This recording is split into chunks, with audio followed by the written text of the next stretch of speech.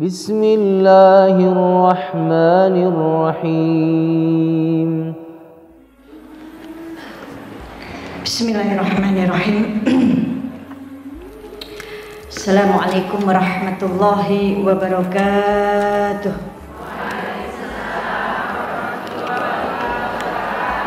Bismillahi masyaallah la yasukul khair ilallah. Bismillahi masyaallah la yasrifu su' ilallah. Bismillahi masyaallah ma kana min ni'mati fa minallah. Bismillahi masyaallah la haula wala quwata illa billahil aliyyil azim. Subhanallahi 'adada ma khalaqa fis sama, subhanallahi 'adada ma khalaqa fil ard, subhanallahi 'adada ma baina dzalik, subhanallahi 'adada ma huwa khaliq. Alhamdulillahi 'adada ma khalaqa fis sama, alhamdulillahi 'adada ma khalaqa fil ard, alhamdulillahi 'adada ma baina dzalik, alhamdulillahi 'adada ma huwa khaliq. Allahu akbar 'adada ma khalaqa fis sama, Allahu akbar 'adada ma khalaqa fil ard, Allahu akbar 'adada ma baina dzalik, Allahu akbar 'adada ma huwa khaliq. La ilaha illallah 'adada ma khalaqa fis sama, la ilaha illallah 'adada ma khalaqa fil ard, la ilaha illallah 'adada ma baina dzalik, la ilaha illallah 'adada ma huwa khaliq. La haula wala quwata illa billahil aliyyil azim 'adada ma khalaqa fis sama, la haula wala quwata illa billahil aliyyil azim 'adada ma khalaqa fil ard, la haula wala quwata illa billahil aliyyil azim 'adada ma baina dzalik, la haula wala quwata illa billahil aliyyil azim 'adada ma huwa khaliq. La ilaha illallah wahdahu la syarika lah, lahul mulku wa lahul hamdu yuhyi wa yumiitu wa huwa ala kulli syai'in qadir, adada kulli dar'a alfa marah. Alhamdulillah wassalatu wassalamu ala rasulillah, la haula wa la quwata illa billah. Allahumma salli ala sayyidina Muhammad, Allahumma salli ala sayyidina wa habibina wa syafi'ina wa maulana Muhammadin wa ala alihi wa sahbihi ajma'in. Rabbi israhli sadri wa yassirli amri wahlul 'uqdatam min lisani yafqahu qawli, amma ba'd. Alhamdulillah, nikmat dari Allah. Allah kumpulkan kita semua dalam sebaik-baik perkumpulan di mana insya Allah mendatangkan rahmat dari Allah jikalau perkumpulan ini di dalamnya diisi dengan berzikir kepada Allah, jika diawali dengan mengingat Allah, jika diawali dengan berzikir kepada Allah. Perkumpulan yang insya Allah mendatangkan turunnya rahmat Allah jika di awal perkumpulan ini dimulai dengan bersolawat kepada baginda Nabi Muhammad sallallahu alaihi wasallam, maka perkumpulan ini akan membawa keridhaannya Allah. Perkumpulan ini akan membawa rahmat dari Allah. Tidak lain keluar dari sini Allah perbaiki diri kita. Tidak lain keluar dari sini Allah kasih hidayah buat kita. Karena kita yang ada di sini ini semuanya sedang nggak baik-baik saja. Betul nggak saya bilang kita semua yang ada di sini sedang nggak baik-baik saja. Kita semua di sini para pendosa. Kita semua yang ada di sini orang yang sedang sakit. Karena majelis taklim sama rumah sakit itu sama. Isinya orang-orang yang sakit. Kalau rumah sakit isinya yang sakit ya sakit badannya, jasadnya yang sakit, zahirnya yang sakit. Tapi kalau majelis taklim biasanya banyak yang sakit ini batinnya. Betul enggak? Makanya pada menuntut ilmu, karena dia tahu dirinya orang yang nggak bisa istiqomah, dirinya tahu imannya ini kadang naik kadang turun. Sakniki imane priye? Lagi naik atau lagi turun? Hah? Atau lagi naik turun imannya? Ya, imannya manusia ini kan naik turun, Bu. Ya, iman kita nih naik turun. Kalau lagi imannya kenceng ibadah kita. Kalau imannya lagi turun, males banget. Mau ngerjain ibadah sholat sunnah aja males banget.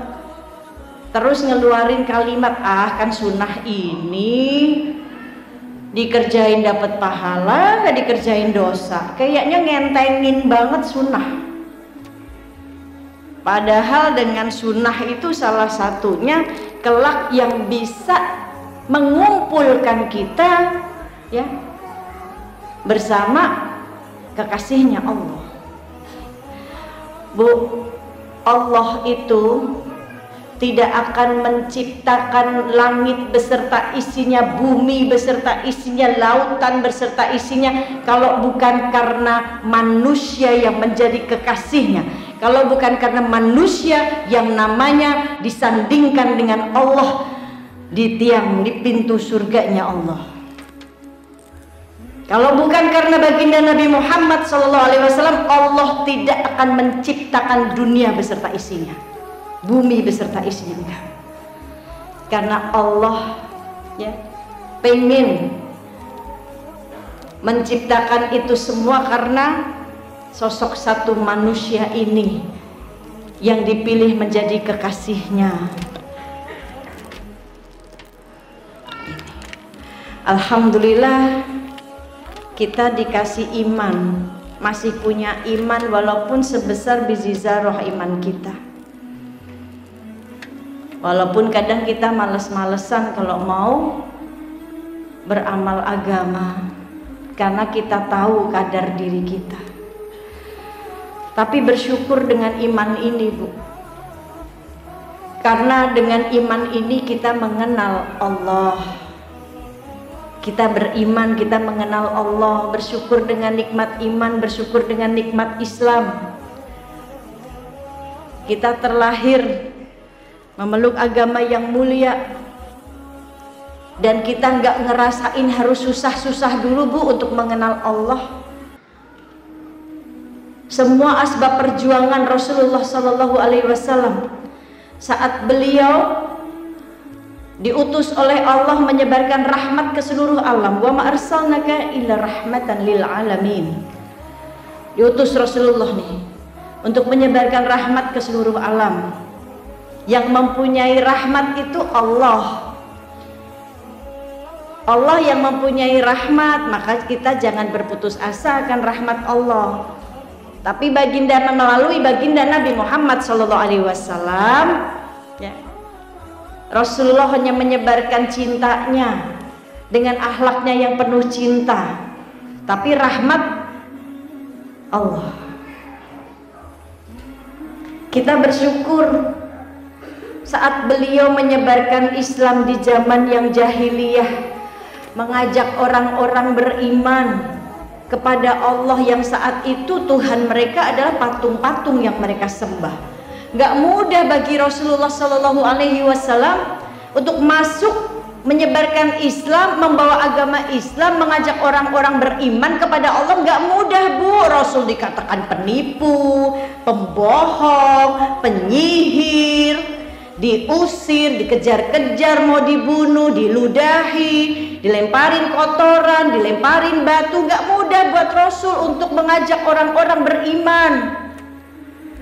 Hingga akhirnya orang mengenal Allah, beriman kepada Allah. Nah, kita bersyukur terlahir sudah Islam, sudah mengenal Allah, dikenalkan melalui orang tua kita yang mengenalkan kita kepada Allah dengan caranya mereka, dengan caranya orang tua kita.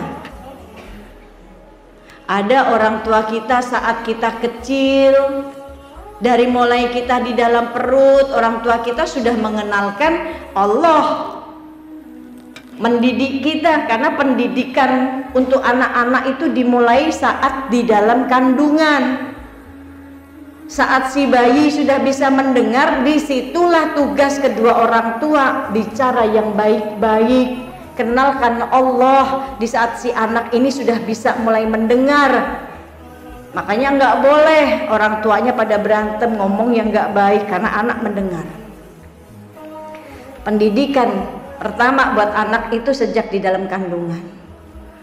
Saat dia sudah mulai mendengar, wajib seorang ibu ngajak ngobrol, baca Quran, ayahnya juga gitu, kan gitu. Begitu lahir, diazankan, dikenalkan Allah melalui suara ayah kita. Jangan dilupain itu. Jasa ayah kita ini sama jasa ibu kita jangan dilupain, yang sudah mengenalkan Allah kepada kita. Gitu.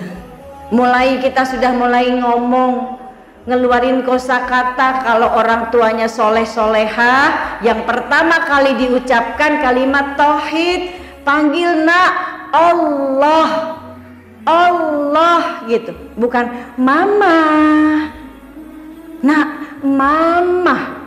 Papahnya jealous, papa kenapa sih mama mulu, kan gitu. Tapi pertama kali yang harus diucapkan kalimat tauhid, supaya anak muda mulai mengenal Allah.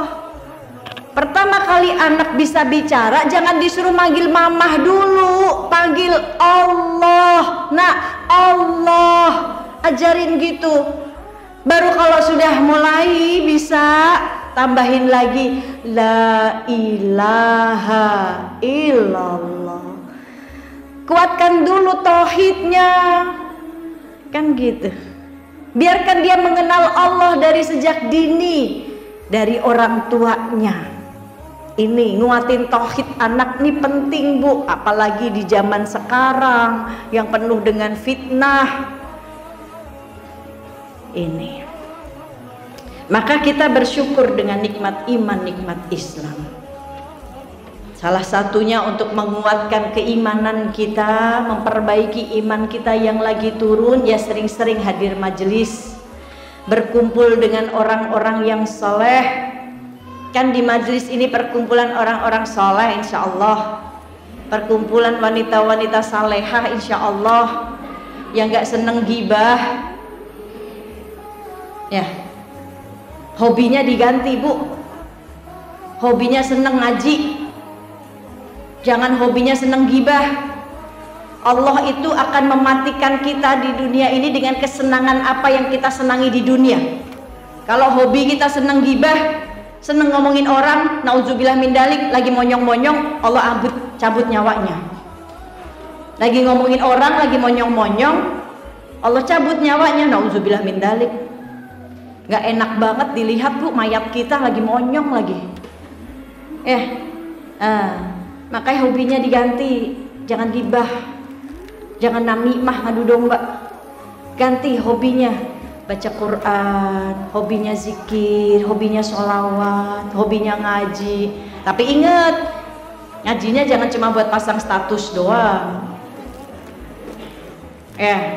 Ngajinya jangan cuma buat gaya-gayaan aja. Hari ini pagi ngaji di masjid ini, pasang status. Sore siangnya ngaji di masjid ini bersama ustazah ini, pasang status. Sorenya ngaji lagi di sini sama saya, pasang status. Ditulis setiap statusnya, syahdu sekali, boro-boro syahdu, mainin handphone mulu. Sampai temen kita nih ngelihat status kita, ya Allah, dia hobinya ngaji loh, solehah banget. Gak apa-apa deh, baik sangka teman kita sama kita, ikut-ikutan solehah gak apa-apa. Setidaknya kalau kita belum soleh, kumpul sama orang-orang soleh, biar kecipratan solehnya. Setidaknya kalau kita belum soleh, kumpul sama orang-orang soleh, pandangi wajah orang-orang soleh. Bu, kita mandang wajah orang soleh tuh, Bu, wajah para ulama. Ya Allah, Allah turunkan rahmat. Setidaknya nggak apa-apa deh ikut-ikutan soleh dulu. daripada ikut-ikutannya yang lain. Tapi harus diingat Bu, menuntut ilmu itu ya, apa yang kita tuntut nih, ilmu kita nih harus mampu membawa perubahan dalam diri kita. Kita ngaji dari pagi, siang, sore, karena zaman sekarang mau nyari pengajian gampang Bu, di mana-mana ada pengajian. Di mana-mana orang sudah bikin majelis, sudah ada komunitas. Zaman sekarang mau ngaji gampang, di mana-mana ada. Ya, Ibu mau ngaji di sini gampang, mau ngaji di situ gampang, deket banget. Tapi untuk menuntut ilmu bukan banyak-banyaknya kita hadir majelis, bukan berbangga-bangga diri. Tapi berapapun majelis yang kita datangi harus mampu membawa perubahan dalam diri kita. Apa yang harus berubah? Ada dua. Yang pertama, bicara kita berubah. Yang tadinya seneng gibah, yang tadinya senengnya marah-marah terus, yang tadinya senengnya ngadu domba orang, kalau udah sering ngaji, dapat ilmu, ngedengerin yang ceramah, dikasih ilmu, ya harus berubah. Udah nggak seneng lagi gibah, ngadu domba orang, nggak seneng, nilai orang nggak mau, dirinya aja lagi dinilai sama Allah. Membawa perubahan, bicara kita berubah, lebih santun, mau ngomongin orang takut, mau nilai orang takut, mau ngebully orang takut, bicaranya lebih santun sama orang tua, gak teriak-teriak, bicaranya lebih santun sama suami, gak kenceng, gak ngegas, ya, gosek toh Pak, gak ngerti iki, lagi seru iku sinetrone. Ya, ini berubah bicaranya. Yang kedua berubah apanya? Pakaiannya berubah. Maksudnya gimana Umi? Pakaiannya berubah, apakah harus kayak Umi? Enggak, saya enggak nyuruh Ibu pakai cadar. Cadar saya juga belum jaminan Bu, saya masuk surga. Saya belum dapat jaminan dari Allah, belum dapat stempel, belum.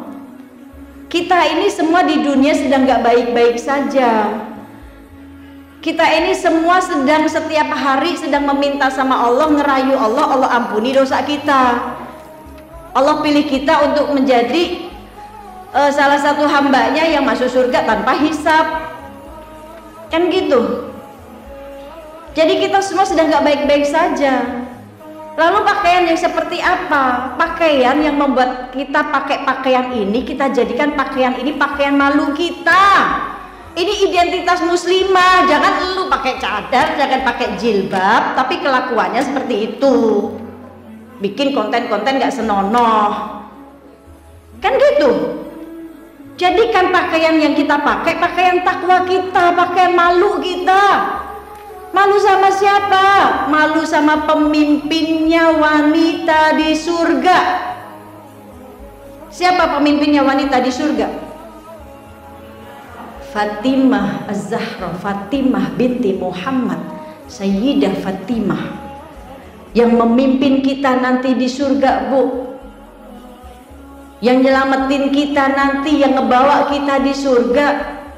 Beliau saja seorang perempuan, seorang wanita, pemimpinnya wanita di surga, pakaiannya sangat-sangat sederhana Bu. Pakaiannya penuh dengan 20 tambalan. Gak kayak kita.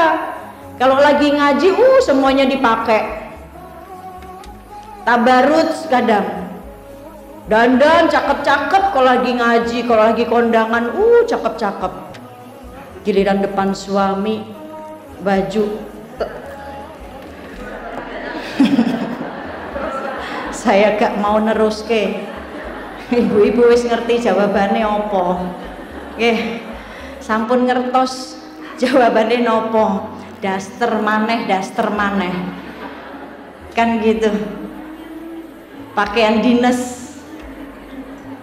dinasnya dipakai kalau di rumah. Kalau keluar tanpa suami, dandan semuanya, pakai lipstik merah-merah semuanya, pipinya Humairoh semuanya, kemerah-merahan, ya kan gitu.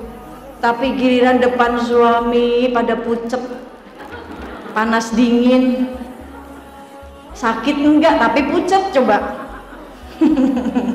Ya. Pakaiannya berubah, maksudnya kita itu jadikan pakaian kita ini kan identitas muslimah ya.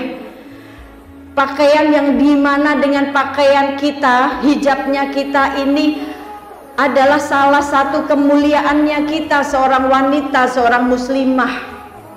Beruntung kita Bu menjadi seorang muslimah, dipilih, dikasih kemudahan sama Allah untuk bisa menutup aurat, menjaga diri kita, karena Allah yang jagain kita.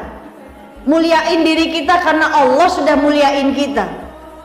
Rasulullah Shallallahu Alaihi Wasallam meminta kepada Allah, Allah turunkan satu ayat untuk sebuah kemuliaan wanita,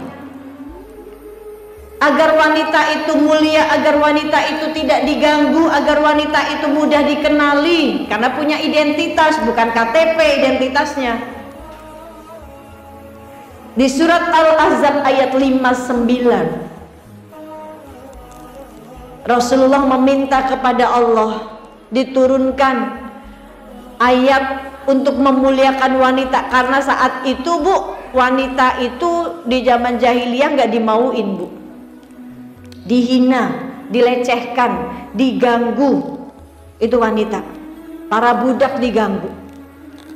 Dan suatu hari Ummu Saudah istri Rasulullah keluar dan terlihat oleh Sayyidina Umar, maka beliau malu karena orang-orang yang diganggu, yang dikenali itu para budak, padahal beliau istri Nabi. Akhirnya beliau menyampaikan kepada Rasulullah, dan Rasulullah di situ meminta kepada Allah diturunkan satu ayat untuk memuliakan wanita, supaya wanita ini tidak diganggu, wanita mudah dikenali, kan gitu.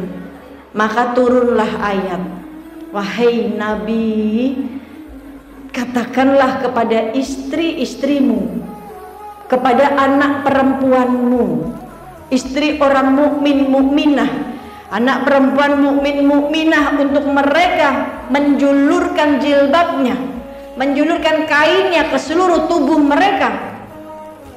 Ayat ini mengandung dua makna Bu, supaya mereka tidak diganggu, supaya mereka mudah dikenali. Begitu turun perintah dari Allah ini, wanita-wanita zaman saat itu di zaman Nabi begitu dengar ayat ini, mereka langsung mencari kain Bu. Di hadapannya ada horden, ada kain, mereka tarik, mereka julurkan ke seluruh tubuh mereka, dan hanya kelihatan matanya saja saat itu. Besoknya mereka keluar seperti burung gagak hitam, tertutup semua auratnya, saking takutnya kepada Allah. Itu ayat sudah ada dari zaman Nabi, sudah ada di Al-Quran, tapi masih banyak banget. Kadang kita punya anak perempuan, belum kita perintahkan menutup aurat, padahal sudah akhil balik, auratnya masih diumbar, kan gitu. Kenapa banyak di luar sana yang belum mau menutup aurat? Karena Allah belum kasih taufik buat dia. Taufik itu apa sih Bu? Taufik itu kemudahan yang datang dari Allah, kemudahan yang datang dari Allah untuk hambanya, supaya hambanya itu mau atau mudah melakukan amal soleh. Mau pakai jilbab udah niat, gampang banget dimudahin sama Allah. Enggak nunggu entar-entar aja deh. Kalau udah ada orang laki-laki yang meminang, belum sempet dipinang udah mati duluan. Mati nggak nunggu tua Bu, yang muda banyak yang mati. Jangan kepedean kita masih muda, oh panjang umur, saya masih muda, suami saya 40 tahun masih muda, sehat, mati. Mati nggak nunggu tua dulu, muda mati. Mati nggak nunggu sakit dulu, sehat mati. Tapi mati rahasia dari Allah. Siap gak siap kita akan mati, mau muda mau tua. Maka sesuatu yang kita niatkan untuk akhirat, sesuatu yang baik, jangan dientar-entarin. Mati nggak nunggu entar-entar, Bu.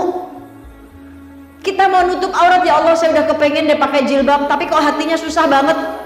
Ya karena kitanya nggak mau, makanya Allah kasih susah. Taufik itu kehendak dari Allah, karena kitanya udah mau nih, udah punya niat aja, Allah bakalan cepetin, Bu. Kan gitu. Saya pengen pakai jilbab, Umi, tapi kayaknya saya nggak punya ilmu. Nggak harus punya ilmu dulu untuk pakai jilbab, karena jilbab wajib, perintah datang dari Allah. Saya mau pakai jilbab, Umi, tapi kelakuan saya masih begini. Jilbab dan akhlak dua hal yang berbeda. Jangan salahkan jilbabnya kalau kelakuannya seperti itu. Kan gitu. Jilbab itu menjaga diri kita. Harusnya kita faham saat kita memakai atribut agama kita yang sudah dimuliakan sama Allah, yang bawa kita tuh faham apa yang harus kita lakukan. Menutupi itu bukan sebatas rambut saja. Banyak di luar sana orang nutupin rambutnya, kepalanya ditutup pakai jilbab, bodinya udah kayak biola kelihatan banget, terus disengajain di sosial media. Nauzubillah min dalik. Faham apa arti jilbab, menutupi semua aurat kita, bukan cuma mahkota saja rambut, tapi dari ujung rambut sampai ujung kaki harus ditutupi, itu aurat. Kan gitu. Nah, maka kita minta sama Allah supaya Allah berikan kemudahan untuk kita menjalankan perintahnya. Bu, kalau kita ngaku cinta sama Allah tapi perintahnya nggak kita kerjain, cinta kita dusta, Bu. Dusta. Ibu ngaku cinta sama suami, setiap hari bilang I love you mulu sama suami, tapi nggak pernah taat sama suami, ngelawan mulu, Bu, kata suami. Bohong, gombal. Gombal mukio katanya. Kok tahu lah wong aku wong Semarang, Bu? Kulo kecil teng Semarang, Bu. SMA Jogja ini kota yang sering saya singgahi kalau saya lagi kabur. Jangan dicontoh perbuatan buruk. Saya kalau lagi kabur dari sekolah SMA naik motor, Bu. Motornya bukan motor cewek lagi, motor cowok. Coba kebayang nggak, Bu? Nggak usah dibayangin, Bu. Semarangnya teng di Semarangnya kulo teng Jagalan. Kecil kulo teng Semarang. Saudara kulo banyak di Jogja, teman-teman banyak yang ada di Jogja. Dulu saat saya mau nikah sama Uje, cari souvenirnya di Malioboro, coba jauh-jauh banget, coba. Terus dapat tuh bolpen yang wayang-wayangan, nah itu dulu souvenir saya. Ini Masya Allah. Ya, jadi kita harus tahu fungsinya. Allah sudah muliakan wanita supaya tidak diganggu, supaya mudah dikenali. Bu, kita bayangin seandainya ayat ini nggak turun, seandainya Allah nggak turunkan hukuman ini, bukan hukuman ya, Bu, buat perempuan, bukan sebuah pengekangan buat perempuan, bukan, tapi sungguh Allah sedang muliakan. Allah muliakan kita dengan caranya Allah, Bu, yang kadang kita nggak paham. Kan gitu. Akhlak dan jilbab dua hal yang berbeda. Kadang kita nilai orang, ih pakai jilbab tapi akhlaknya begitu neraka. Lu siapa kita, Bu? Kita aja belum dijamin masuk surga, gampang banget neraka-nerakain orang ya. Tapi doain supaya Allah kasih hidayah dia. Saya mau pakai jilbab, Umi, tapi akhlak saya masih begini. Pakai dulu jilbab kamu, tapi nanti kamu akan dapat hikmah dari saat kamu ya menjalankan perintah Allah. Kamu akan dapat hikmah. Pakai dulu. Jangan nunggu akhlaknya kita baik sampai kapan, Bu? Sedangkan kita paling tahu diri kita nggak bisa istiqomah. Iman kita naik turun. Hati kita Allah yang maha membolak-balikkan. Yang penting saya jilbabin hati dulu. Hei, emang hatimu kayak gimana? Emang hatimu yakin hatimu setiap hari bisa baik, nggak punya penyakit hati? Dan gak ada perintah di dalam Al-Quran untuk menjilbabin hati, gak ada. Kalau ada teman kita mengatakan begitu, yang penting mas saya jilbabin hati dulu ya Umi, gak ada di Al-Quran. Buka deh dari surat ya juz 1 sampai juz 30 dibuka, ada gak kita untuk menjilbabin hati dulu, menutup hati kita? Bahaya kalau hati kita jilbabin. Khotamallahu ala qulubihim. Allah akan kunci nanti hati kita. Wong hati ini tempat pandangannya Allah. Hati ini tempat Allah memandang. Namanya tempat, Bu. Allah ini kalau mau memberikan hidayah, Allah kalau ingin memberikan nur dalam kolbu manusia, Allah perhatikan dulu isi hatinya. Kan Allah yang paling tahu keadaan hati kita. Saya aja nggak tahu keadaan hati ibu-ibu. Ibu-ibu juga nggak tahu keadaan hati saya. Tapi Allah yang maha mengetahui hati kita. Nah, bagaimana seandainya hati kita jilbabin, hati kita tutupi? Bagaimana kolbu nur itu bisa Allah berikan di kolbu kita? Bagaimana Allah bisa berikan hidayah? Makin dikunci nanti sama Allah, susah dapat hidayah. Hati tempat Allah memandang. Ya, maka bersihkan nih supaya dipandangnya enak. Apa yang harus dibersihkan? Penyakit-penyakit hatinya. Bencinya, dengkinya, hasadnya, sombongnya, dendamnya, nggak bisa maafin orang. Bu, stadium 4 sakitnya. Ya, stadium 4 Bu, berat banget nih. Kalau kita punya penyakit sakit kepala, punya kanker, sakit yang lain, asam urat, kolesterol, ya Allah Bu, nggak nyaman banget tuh badan, kayaknya nggak enak, udah hancur banget. Tubuh tuh kayaknya nggak enak, perlu diselamatin. Ya, perlu disembuhin. Lalu bagaimana dengan hati kita?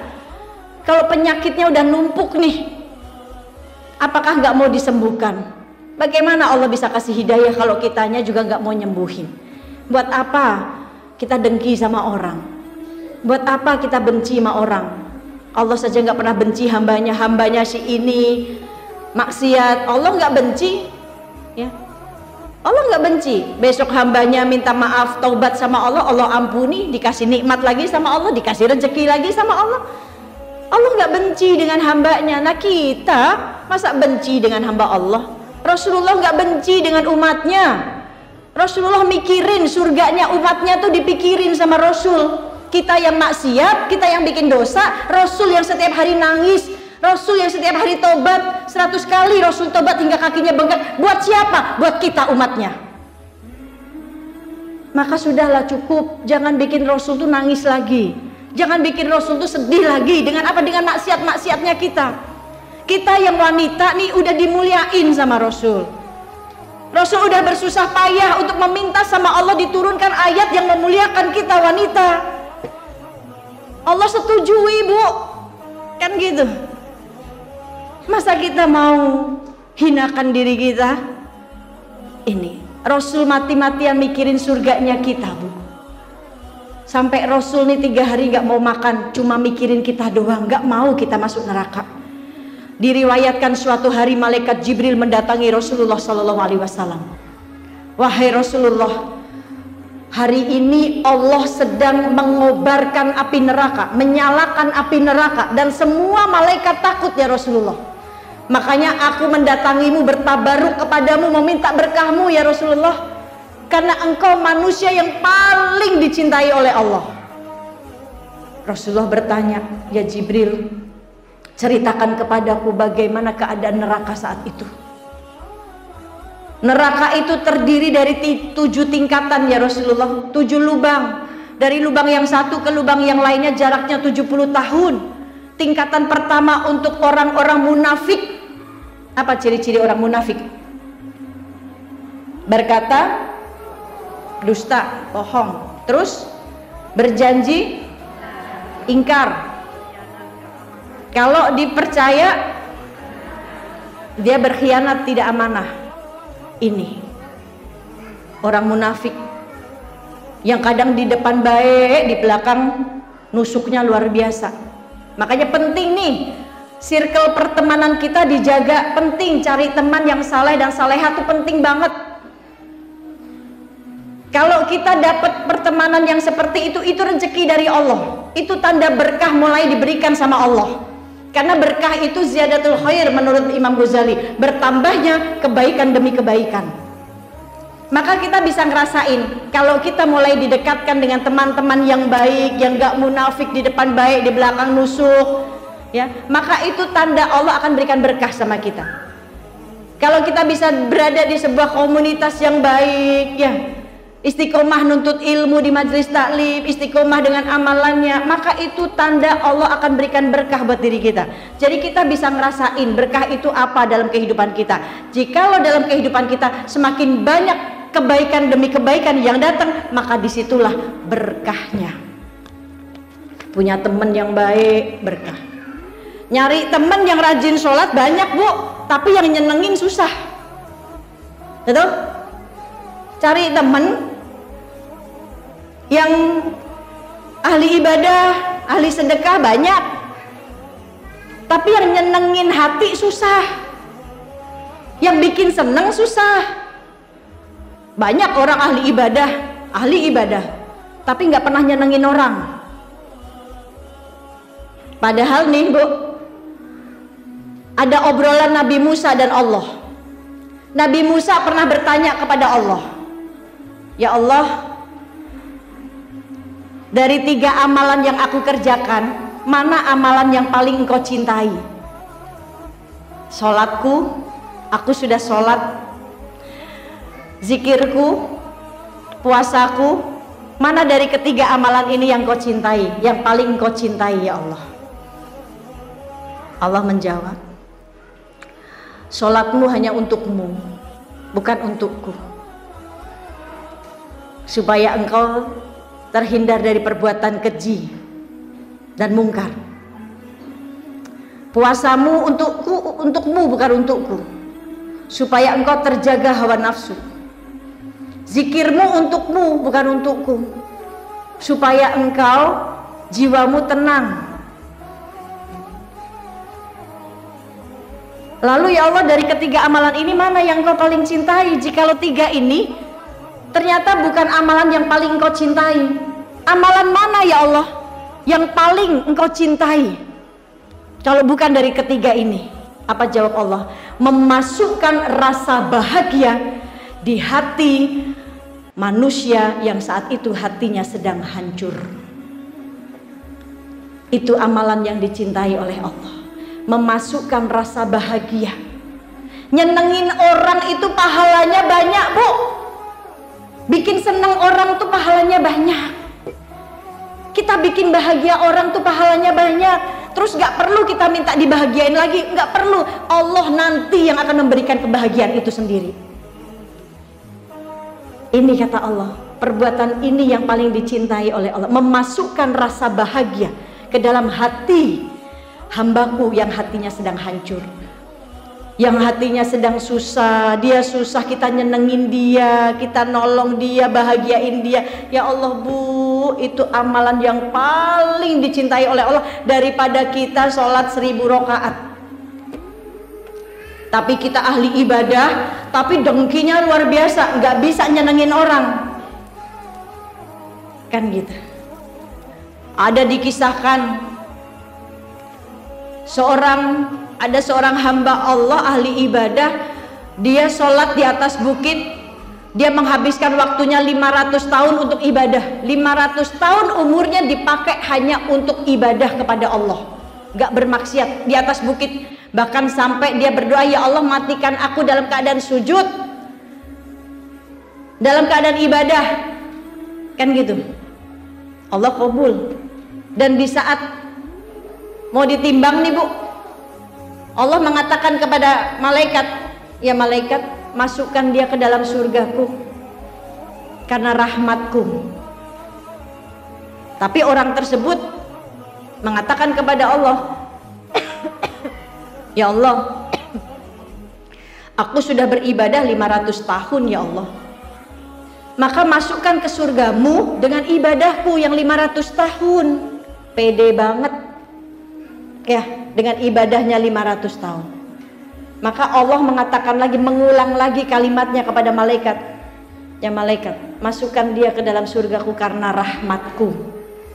Masih ngeyel, Ya Allah, masukkan aku ke surgamu karena ibadahku 500 tahun aku beribadah. Diulang lagi sama Allah.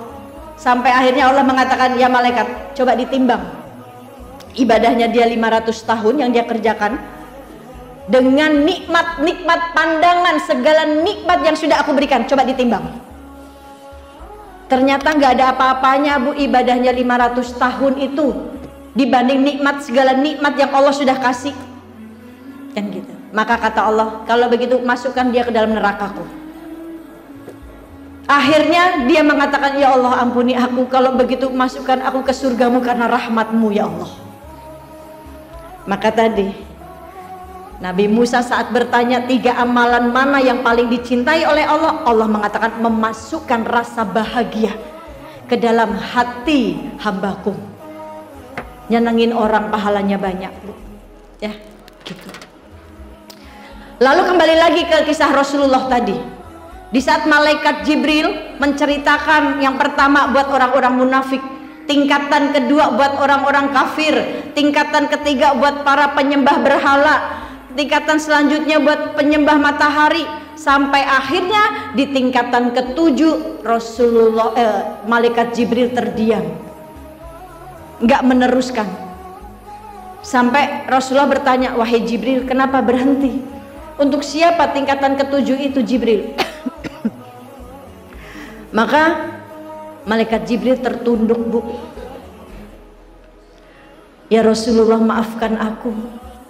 Tingkatan ketujuh ini Allah ciptakan untuk umatmu ya Rasulullah, yang melakukan dosa besar tapi tidak bertobat. Seketika itu Rasulullah pingsan Bu mendengar hal itu. Pingsan. Dan malaikat Jibril mengangkat tubuh Rasulullah dan meletakkan di pangkuannya. Tak lama Rasulullah tersadar, Rasulullah menangis Bu. Bertanya lagi, ya Jibril, betulkah tingkatan ketujuh untuk umatku ya Jibril? Sejak itu Rasulullah tidak mau keluar dari rumah Bu. 3 hari Rasulullah di dalam rumah beribadah kepada Allah, bertobat kepada Allah. Rasul tidak mau makan. Ini hingga sahabatnya kehilangan. Sayyidina Abu Bakar Siddiq datang mendatangi rumah Rasulullah. Assalamualaikum ya Rasulullah, aku rindu, sudah 3 hari engkau tidak keluar ya Rasulullah, apa yang terjadi ya Rasulullah? Rasulullah tidak bukakan pintu. Pulang. Sayyidina Abu Bakar Siddiq pulang. Lalu di jalan bertemu Sayyidina Umar. Bertanya lagi, wahai Abu Bakar, kenapa engkau menangis? Rasulullah sudah 3 hari tidak keluar rumah. Aku takut terjadi apa-apa dengan Rasulullah, menangis. Akhirnya Sayyidina Umar mendatangi rumah Rasulullah. Seperti hal yang sama, Rasulullah masih tidak mau membukakan pintu. Hingga Sayyidina Umar pulang bertemu dengan Salman Al-Farisi. Salman bertanya lagi, kenapa engkau menangis wahai Umar? Diceritakan apa yang terjadi. Salman mendatangi rumah Rasulullah, sama Rasulullah masih seperti sama, nggak mau bukakan pintu, nggak mau menjawab. Hingga Salman mendatangi rumah putri tercinta Rasulullah, Sayyidah Fatimah. Dan Fatimah itu paling nggak bisa lihat ayahnya sedih. Sampai akhirnya Sayyidah Fatimah mendatangi rumah Rasulullah. Begitu mengucap salam dan Rasul mendengar suara putri tercintanya, Rasul langsung membukakan pintu Bu. Rasulullah itu kalau rindu wanginya surga Bu, Rasul mencium kening putrinya. Rasul kalau rindu aroma surga, wanginya surga, Rasul mencium kening putrinya. Karena Fatimah adalah penghulunya wanita di surga. Maka begitu dibukakan pintu, Fatimah menangis kaget melihat ayahnya yang kurus, pucat.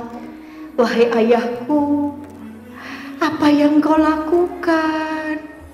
Apa yang terjadi? Engkau tampak pucat, kurus, engkau tidak makan wahai ayahku. Ya Fatimah, bagaimana aku bisa makan?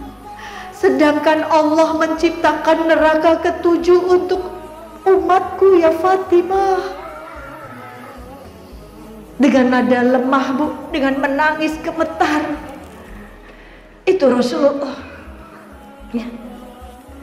Nggak sanggup untuk makan Bu. Bahkan di arsy-Nya Allah nih Bu, ada jalan ke kanan menuju surga, ada jalan ke kiri menuju neraka. Jalan ke kanan ada mimbar, mimbar yang di kanan itu yang berdiri Nabi Ibrahim alaihissalam, mimbar yang di kiri yang berdiri Rasulullah sallallahu alaihi wasallam.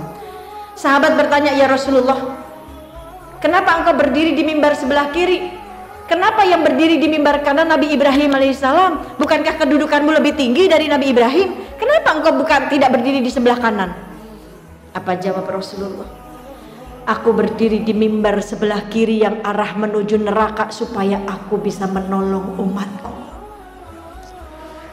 Ini yang dilakukan Rasul. Bahkan Rasul suatu hari saat istirahat di rumah Ummu Aisyah, di malam hari saat Ummu Aisyah terbangun tidak melihat Rasulullah, maka Ummu Aisyah mencari di masjid di mana keberadaan Rasulullah, dan ternyata Rasulullah sedang berada di masjid sedang sholat. Lama sekali ditungguin sama Ummu Aisyah. Kata Ummu Aisyah begitu selesai sholat, Ummu Aisyah bertanya, ya Rasulullah, istirahatlah ya Rasulullah, kapan engkau tidurnya ya Rasulullah? Maka Rasulullah menjawab, wahai Aisyah, kalau aku istirahat, kalau aku tidur, siapa yang menangisi umatku? Siapa yang memikirkan umatku? Tapi ya Rasulullah, aku perhatikan engkau dalam satu malam sholat 1000 rakaat. Engkau bertobat hingga 100 kali tobat, kakimu bengkak. Apa yang kau lakukan? Bukankah engkau gak punya dosa ya Rasulullah? Apa yang kau lakukan? Apa jawab Rasulullah? Ya, aku bertobat. Satu malam 100 kali tobat kepada Allah, memohon untuk umatku. Di saat ada hari ini ada umatku yang dicabut nyawanya, dia belum sempat bertobat kepada Allah, aku jadikan taubatku ini untuk menambal taubat umatku. Enak banget ya Bu ya. Jadi umatnya enak banget.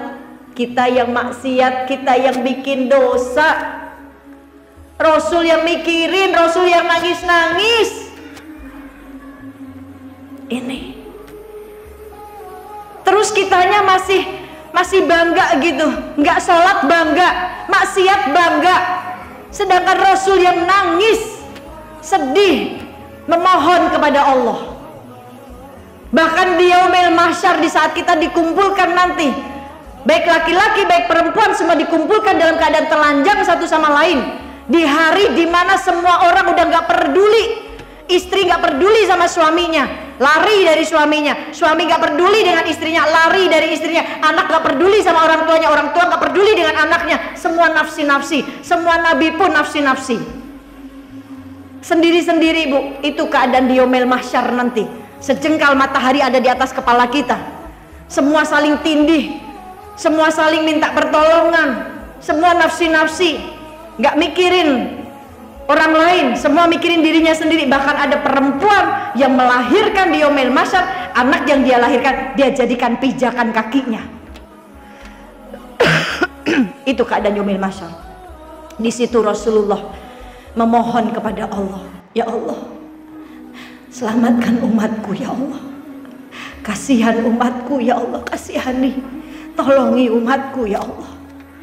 Ini yang Rasul lakukan buat kita. Maka yuk, kita sudah dimuliakan oleh Rasulullah Sallallahu Alaihi Wasallam, Bu. Bersungguh-sungguhlah, kata Rasul nih, bersungguh-sungguhlah untuk segala perbuatan perkara yang baik dan mintalah pertolongan kepada Allah. Kita mau hijrah Bu, tapi jangan salah niat hijrahnya. Kalau tadi saya dengar di luar saat saya mau datang, tadi Ustazah siapa saya lupa. Oh Mbak Ica, panggilnya Mbak Ica aja deh. Mana Mbak Ica? Ica-Ica di dinding. Oh itu Cica ya. Tadi Mbak Ica menceritakan siapa diri saya. Disebut lagi, pakai disebut artis lagi. Artisnya udahlah, masa disebut lagi. Ya jadi artisnya Allah aja. Bicara tentang hijrah, Makanya tadi circle pertemanan kita, mencari teman yang mau sampai surga itu susah. Ya, nggak mudah. Hati-hati dalam berteman. Bahkan Rasulullah mengumpamakan, memberikan perumpamaan. Teman yang baik dan teman yang buruk. Teman yang baik seperti pedagang minyak wangi. Kita kecipratan wanginya. Ya. Kalau teman yang buruk diumpamakan seperti penjual besi, kita akan kecipratan apinya. Ini, maka cari pertemanan yang baik. Kita hijrah. Hijrah itu kan ada dua hal ya Bu. Hijrah itu ada dua yang harus kita lakukan. Ada yang kita tinggalkan dan ada yang kita tuju. Ada yang kita kejar, ada yang kita tinggalkan, itu hijrah. Saat kita sudah mau mulai hijrah, kita faham dulu, kita luruskan dulu niat kita hijrah kamu buat siapa. Dulu saya salah hijrah Bu. Saya pikir hijrah itu cukup dengan ganti baju selesai. Ya, itu hijrah. Dulu saya mungkin nggak seperti ini penampilannya. Ya kalau dibilang dulu artis, ya bener, kan gitu. Di saat hijrah, niatnya benerin dulu. Jangan sampai salah hijrah. Kalau dulu salah hijrah, yang diperhatikan hanya bajunya saja. Yang diperhatikan hanya bajunya saja. Ya. Hijrah, sibuk cari tutorial. Pakai jilbab gimana, pakai jilbab yang keren. Gimana pakai jilbab yang cakep. Segala bentuk jilbab dicobain semuanya. Bukan untuk mentutorial hatinya, bukan untuk mentutorial dirinya, bukan untuk mentutorial ketakwaannya, bukan untuk mengupgrade ibadahnya, tapi yang di-upgrade dirinya supaya tampak cantik di mata orang lain, supaya tampak sempurna dengan hijrahnya di mata orang lain. Pengen dinilai sama orang, kan gitu. Segala macam dicobain, dari mulai pasmina doang sampai dililit-lilit ke kepala, sampai kepala saya tuh gede banget kayak ban Vespa. Kan dulu ada tuh model turban tuh Bu ya, itu saya juga pernah pakai. Ya, kayak Dewi Huges dulu tuh, ya kan gede banget tuh akhirnya kepala kita. Pernah dipakai juga. Model datang lagi model jilbab lain, yang pakai bandana, ada brosnya, ada bunganya. Subur banget kepala saya. Ya, kata Uje, kamu jualan kembang. Itu pernah nyobain juga dengan stylenya hijabers, luar biasa. Ada model lagi jilbab yang dililit-lilit di leher supaya kecil, ngomong aja sampai susah Bu, saking ketekeknya kita. Pernah juga sampai di titik ini ya, terus minta sama Allah. Kita cuma pengen kenal Allah Bu. Kalau hijrah kita nggak mau kenal Allah, kita nggak akan istiqomah. Walaupun susah untuk istiqomah, tapi saat kita mau istiqomah, istiqomah itu bisa kita latih. Dengan apa? Ingat mati besok. Kita sibuk banget ngurusin jilbab kita, ngurusin dandanan model jilbab kita, dan kita nggak tahu umur kita, kan gitu. Sedangkan masih PR-nya masih banyak banget. Kita belum memperbaiki ibadah kita. Makanya harus kenal Allah, jangan cuma tahu Allah. Makanya hijrah yang pertama, meninggalkan. Tinggalkan hal-hal yang nggak baik, yang mudorot. Temen yang senengnya ngajak gibah, tinggalin. Bukan berarti kita putusin silaturahminya, tidak. Tetap silaturahminya nyambung, tapi dengan doa. Karena doa itu senjata yang paling tajam, yang paling ampuh. Doain, ya Allah saya sayang dengan teman saya, tapi saya takut dengan keadaan iman saya yang naik turun. Saya nggak mau, ya Allah. Saya nggak mau gibahin orang lagi. Cukup dulu saya pernah gibahin orang. Saya nggak mau. Saya doain, ya Allah kasih teman saya hidayah. Itu namanya nambung silaturahmi dengan doa. Menjaga jarak dulu boleh. Ada yang kita tinggalkan, ada yang kita tuju. Siapa yang kita tuju? Allah, ridhonya Allah, penilaiannya Allah. Karena sekarang kita ini sedang dinilai sama Allah. Siapa yang paling baik amalannya, lihat beluakum ayyukum ahsanu amala. Surat Al-Mulk ayat 2. Kalau kita lagi dinilai sama Allah, kita semua sedang berlomba-lomba untuk memberikan amal terbaik. Berarti ini Allah sedang nilai kita siapa yang paling baik amalannya di dunia ini dengan ujian-ujiannya. Kan kita tinggal di dunia memang buat untuk diuji, supaya naik kelas, supaya pantas kita masuk surganya Allah. Makanya dikasih dunia. Di dunia kita diuji, kan gitu. Sampai kapan ujian selesai? Kok nggak kelar-kelar nih diujinya? Besok kita mati, selesai ujian kita, Bu. Selesai ujian kita, mau apa lagi? Tetapi setelah mati itu baru ada kehidupan selanjutnya.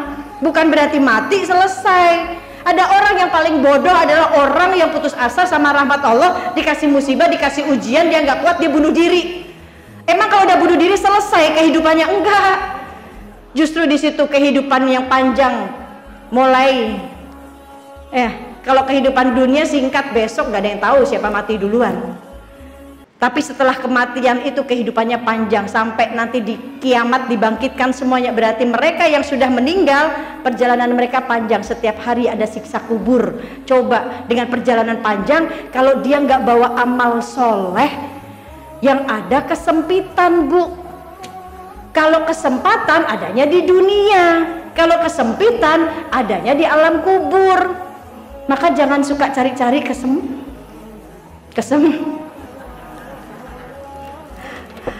Di dunia kesempatannya cuma sekali, kejar, cari kesempatan. Jangan kesempitan, jangan. Kesempitan gak ada di dunia. Dunia lapang, Bu, tapi kesempitan adanya di alam kubur. Ini, maka hijrahnya yuk luruskan niat. Bukan berarti saya sudah begini, saya sudah sempurna, saya sudah dijamin masuk surga sama Allah. Enggak. Saya sedang berproses untuk terus mengenal Allah. Saya kepengen pulang itu dengan kepulangan yang Allah ridho, dengan kepulangan yang ditunggu, dengan kepulangan yang nggak ditunggu. Enak kepulangan yang ditunggu, Bu. Ibu habis ngaji pulang, suami nunggu oleh-oleh, nunggu berkatnya. Enak ditungguin mas suami, ditungguin di depan teras, enak banget.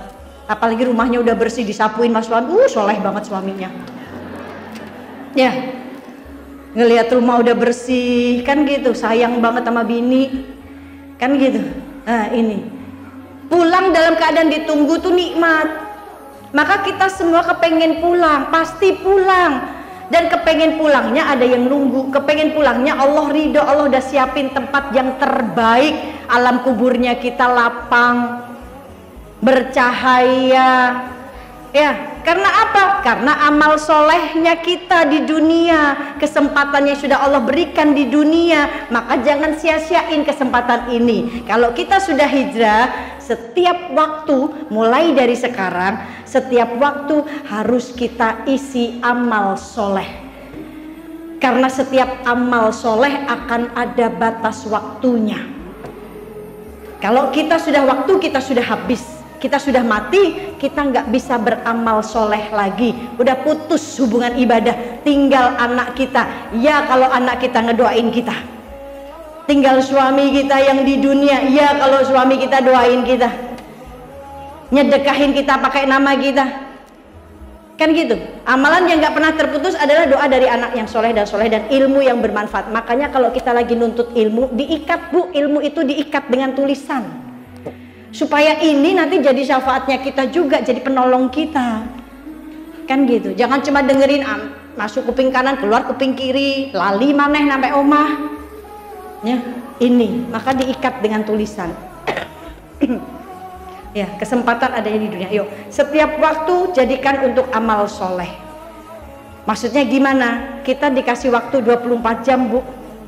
Berapa jam waktu kita untuk Allah, saya tanya. Sholat zuhur berapa menit ibu-ibu paling lama? Paling lama berapa menit sholatnya? Sholat zuhur berapa menit ibu? Kalau sholat zuhur nih berapa menit? 5 menit. Ya Allah, cepet banget. 10 menit. Oke lah, kita ambil 10 menit ya Bu ya. Ya, ambil 10 menit rata-rata kalau sholat zuhur ya. Dikali 5 waktu. 10 kali 5 waktu berapa Bu? 50 menit doang Bu waktu kita buat Allah. Selebihnya banyak banget 24 jam. Ngapain aja kita? Kadang kita sibuk dengan dunia, sibuk dengan urusan sosial media kita. Banyak kita punya sosial media. Ya, rukun sosial media banyak banget soalnya sekarang. Ada TikTok, ada IG, ada Twitter, ada Facebook, ada apa lagi Bu? Apalagi rukun sosial media? Hafal nggak? Hah? Hafalin dulu rukun sosial media, takut ditanya nanti sama malaikat. Takut ditanya nanti. Yang ditanya bukan rukun iman, rukun Islam, yang ditanya takutnya rukun sosial media. Kamu kan sibuk di dunia nih, ngurusin sosial media kamu, eksis dengan sosial media kamu, ditanya nanti rukun sosial media ada berapa, kamu punya berapa. Nah, maka hafalin dulu. Kan gitu ya. Ini setiap waktu harus ada amal soleh. Yang terakhir Bu Ibu, hijrah. Tadi meninggalkan dan mengejar apa yang dikejar adalah ridhonya Allah. Jalan menuju surga itu enggak dengan senang-senang di dunia, enggak. Dulu saya salah, dulu saya bersenang-senang di dunia, dulu saya bukan ngejar yang punya surganya. Dulu saya bukan ngejar yang punya dunianya, tapi saya ngejar dunianya. Maka ngejar dunia kayak mangan kuaci Bu, kenyang warek ora, capek iyo. Ngejar dunia kayak mangan kuaci. Ibu-ibu makan kuaci sekilo, kenyang enggak? Enggak, doer tuh bibir. Capek, itu ngejar dunia. Gak puas, pengen ini sudah terwujud, pengen ini lagi, itu ngejar dunia. Dulu saya ngejar dunia, ngejar popularitas, dipuji-puji. Buat apa? Sekarang lagi musim dihina-hina, musim dipuji, musim orang ngebully. Ini musimnya sekarang nih.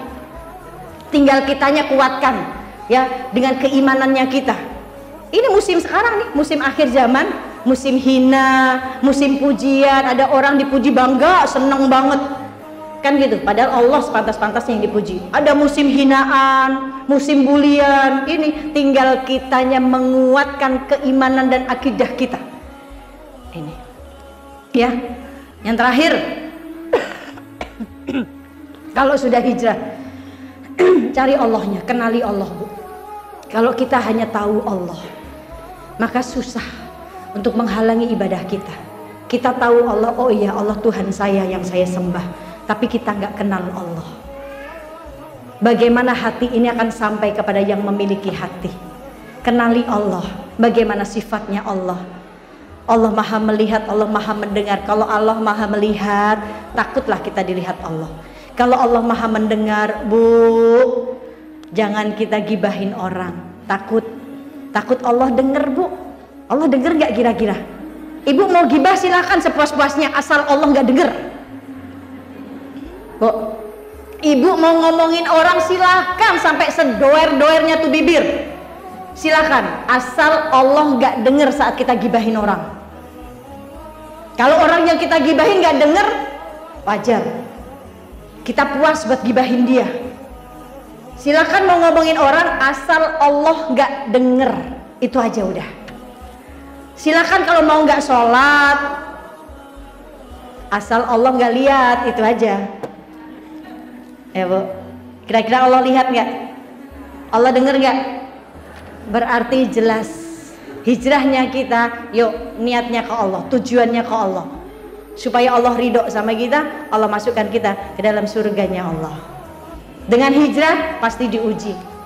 Ya, dulu saya juga banyak ujiannya Bu. Setelah hijrah tuh ditinggalin. Setelah hijrah Bu, setelah pakai cadar banyak yang ninggalin saya. TV nggak mau lagi pakai saya, nggak mau, ya, nggak kepakai di TV. Jadwal saya yang tadinya penuh, begitu orang tahu saya pakai cadar, cancel semua Bu. 1 bulan saya nganggur, 1 bulan saya nggak punya uang, 1 bulan saya nggak punya pekerjaan. Tapi di situ udah kehendaknya Allah, walaupun kehendaknya ya Allah kok gini-gini amat kan gitu. Tapi kalau kita ridho, jalannya akan dimudahin sama Allah. Kan Allah lagi lihat nih siapa yang paling baik amalannya, bagaimana hijrahmu, niatnya seperti apa. Lihat beluakum ayyukum ahsanu amalan. Allah lihat siapa hambaku yang paling terbaik, yang beramal, yang mau beramal saat diuji. Ini berarti kan ini ujiannya saya. Oh, kata Allah, ikra dulu aja udah. Di rumah dulu, perbaiki dulu, ibadah dulu, minta terus sama Allah. Sebulan Bu gak punya uang, bingung mau bayar ini, bayar itu, bayar sekolah anak-anak, sampai nunggak sekolah anak-anak saya. Di saat saya memutuskan pakai cadar, gak mudah. Orang masih mikir cadar itu aliran sesat dan segala macamnya. Padahal ini saya cuma berusaha untuk memuliain diri saya sendiri. Bukan berarti diri saya paling bener, enggak. Kan gitu. Tapi setelah Allah lihat prosesnya, setelah Allah lihat, oh iya nih orang nih kayaknya sungguh-sungguh. Karena saya kalau sudah hijrah, saya nggak mau setengah-setengah. Saya tipe orang kalau mau ngerjain sesuatu, saya nggak mau setengah-setengah. Kalau saya hijrah, saya nggak mau semakin turun, saya akan semakin upgrade diri saya. Walaupun susah istiqomah, ya, mulai tertutup, mulai semuanya ditutup, minta sama Allah, kan gitu. Setelah itu baru tuh Allah lihat, oh ya udah cukup. Begitu selesai Bu, Allah kasih hadiah sesuatu yang mustahil bagi saya, tapi Allah berikannya lebih dengan cara yang lebih mustahil lagi bisa. Tiba-tiba datang seorang dokternya punya pabrik skincare, ya Bu ya, punya pabrik skincare. Terus dokternya nawarin ke saya, Umi, saya mau jadiin Umi brand ambassador skincare saya. Saya bengong Bu, Dok, nggak salah, saya pakai cadar loh. Apa yang mau saya jual? Orang kayak ninja begini, nggak kelihatan, cuma matanya doang. Apa yang mau saya jual? Nanti kalau rugi gimana? Kalau produknya nggak laku gimana? Tapi ini jawaban dokter yang punya Allah. Saya bisa dengan kosmetik saya pakai brand ambassador wanita yang cantik, tapi kalau di situ nggak ada rezeki saya gimana? Kalau di situ nggak mendatangkan berkah gimana? Yang ngasih rezeki saya bukan Umi Pipik kok. Yang ngasih berkah saya bukan Umi Pipik, tapi Allah. Gitu. Di situ saya nangis, ya Allah, saya cuma butuhnya tuh cuma sekian juta doang loh, tapi Engkau gantinya berpuluh-puluh juta. Ini janji Allah. Jika kita hijrahnya karena Allah, bukan karena dunia, bukan karena pengen dinilai sama orang, tapi kita pengen cari ridhonya Allah. Bu, ya Allah, Allah memberikan sesuatu yang lebih mustahil, yang bagi saya mustahil banget. Saya dapat uang yang fantastis segitu, ya, hingga saya bisa bangun rumah buat anak saya, dan skincare-nya pakai nama saya. Kalau ibu scroll sosial media saya paling bawah itu ada tuh, skincare Umi Pipik pakainya nama saya. Itu jalan dari Allah. Asal kitanya yakin dengan hijrah kita kepengen mengenal Allah, yang kita tuju Allah, kita kepengen pulang Allah ridho. Itu insya Allah. Baik, ini saja bisa saya sampaikan. Udah kelamaan, udah 2 kertas nih saya diingetinnya. Paling sebel saya kalau udah diingetin begini Bu. Saya pengen ngingetin nih. Karena materinya belum habis-habis, ya kan? Gitu. Baik, ini saja yang bisa saya sampaikan, kurang lebihnya saya mohon maaf. Semoga Allah pilih kita, Allah bimbing kita, Allah kasih hidayah buat kita, ya, Allah mudahkan kita untuk beramal agama, Allah mudahkan kita untuk beramal soleh, dan semoga Allah istiqomahkan kita. Insya Allah. Subhanakallahumma wa bihamdika asyhadu an la ilaha illa anta astaghfiruka wa atubu ilaik. Assalamualaikum warahmatullahi wabarakatuh.